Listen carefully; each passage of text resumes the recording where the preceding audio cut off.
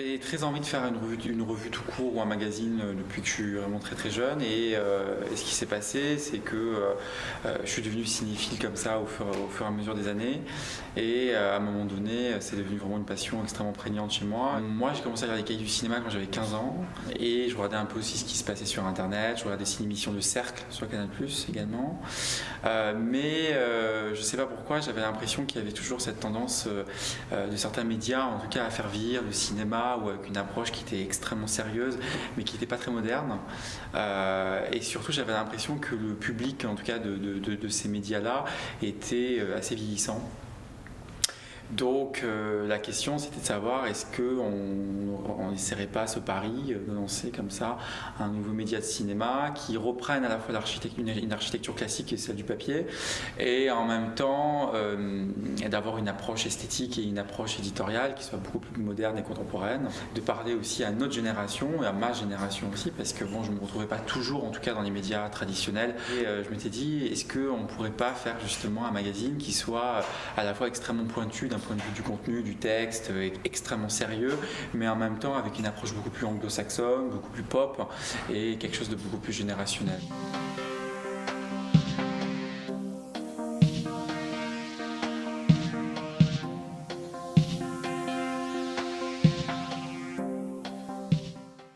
Cet été un numéro sur le fétichisme, c'est aussi à un moment donné on repart de zéro et on se dit mais c'est quoi être cinéphile aussi et le premier numéro de la revue s'appelait À quoi rêvent les cinéphiles, donc on est beaucoup dans l'interrogation. Là le numéro 19 qui était novembre-décembre on a interrogé qu'est-ce qu'une œuvre de cinéma. Le numéro de janvier on a fait l'amour des personnages.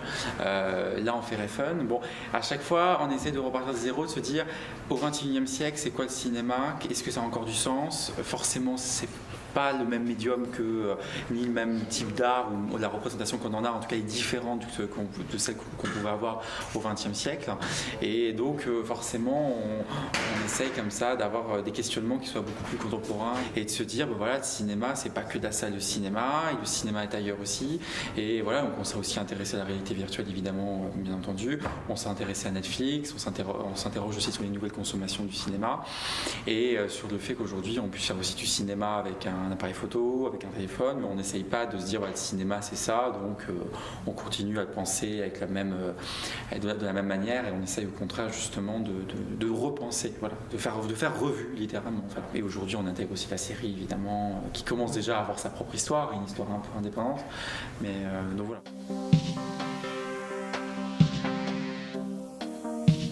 Je pense qu'au XXIe siècle, on est des obsédés, voilà, et que c'est tout, on est obsessionnel à plein de choses. Ça va aussi avec le digital, hein, le fait que sur les réseaux sociaux, tout ça, enfin, je pense que vous êtes pareil, mais on est un peu obsessionnel de comment les autres vivent, de ce que font les gens. Le cinéma, c'est aussi l'assouvissement d'une envie de voyeurisme, je pense qu'il faut dire les choses aussi.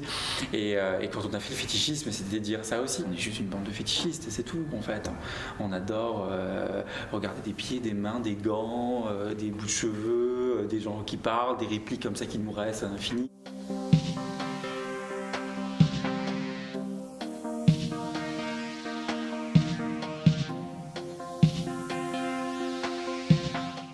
Alors c'est politique, alors après dans le terme politique est un peu galvaudé aujourd'hui, donc je ne saurais pas vraiment dire est-ce qu'on est politique. Moi je crois que c'est juste qu'on a envie d'arrêter de se mentir à nous-mêmes aussi, et qu'à un moment donné il faut aussi regarder la réalité en face, et qu'il y a des choses qui changent, il y a des mutations, il y a des métamorphoses, il y a aussi nous, hein, ce qu'on aime, ce qu'aime le lecteur aussi, voilà. Bon, donc on parle de choses aussi qui nous animent, qui nous obsèdent aujourd'hui. C'est par besoin aussi qu'on aborde ces sujets-là.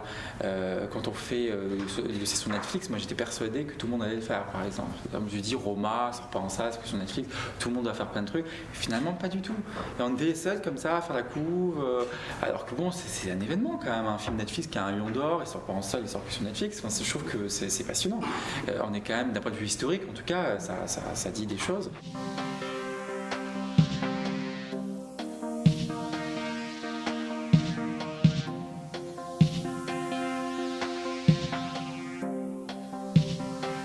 là aussi, c'est la critique en elle-même, et c'est un concept qui est aussi galvaudé et qui a beaucoup changé. Et c'est vrai qu'aujourd'hui, il y a de la critique partout. Donc forcément, nous, ce qui nous intéresse, c'est aussi de faire un pas de côté là aussi.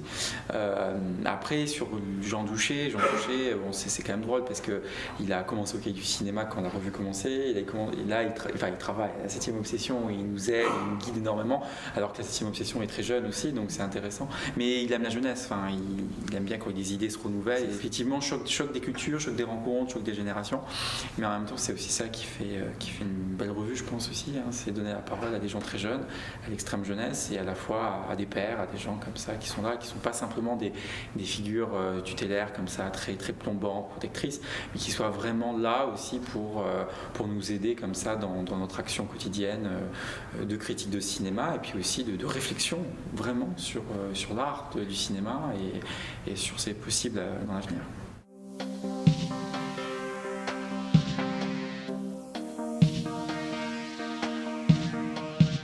On espère.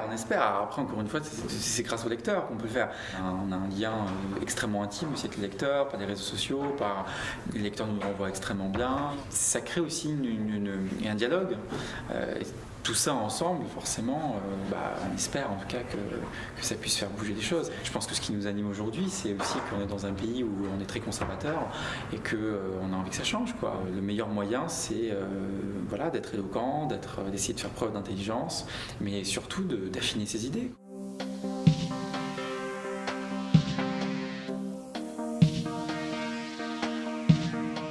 L'extrême rigueur, je pense qu'elle vient de l'écrit aussi. Le fait qu'on ait une revue sérieuse, du moins qu'on essaye, forcément, ça nous incite à être extrêmement rigoureux. Et puis dans la rédaction, il y a quand même des gens qui ont beaucoup lu, qui ont beaucoup vu, qui ont beaucoup voyagé. Bon.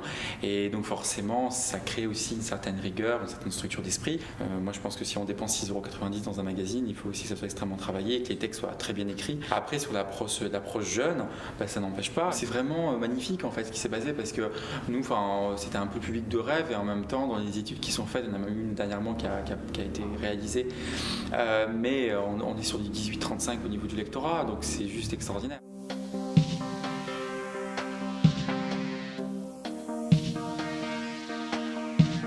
Il faut savoir écouter les différents regards, et dans une revue, en tout cas, il faut qu'il y ait une forme de polyphonie comme ça des regards, et comme ça on publie aussi des choses qui sont différentes. Tout le monde aussi a des sensibilités différentes, tout le monde n'a pas les mêmes parcours non plus. On s'est rendu compte qu'on avait peut-être parfois des goûts différents.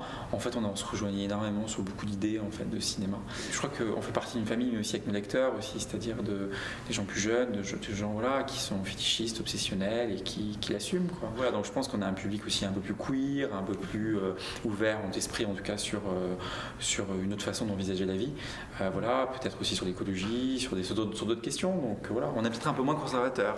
Donc voilà, c'est peut-être ça aussi qui nous lie tous.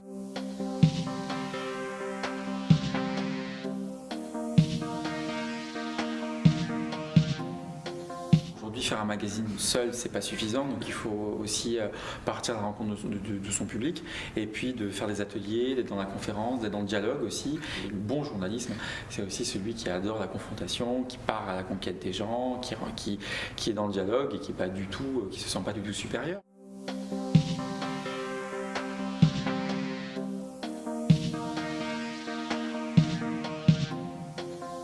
L'obsession numéro 1 d'un être humain, surtout en France, c'est la mort. De toute façon, on parle de mort surtout, tout le temps, en permanence, etc. Après, parler du cinéma, et du moins de la mort du cinéma, Serge Danet, on parle déjà en 80, 90, aujourd'hui il est toujours là, donc il est différent, mais il est toujours là. Et quand je vois certains films, même quand je vois cette année, l'an dernier, Phantom Thread, The House of Jack Built, Make to My Love, je n'ai pas l'impression que c'est la mort du cinéma. Quand quelque chose meurt, ce qui est naturel, on n'en parle plus, on passe à autre chose.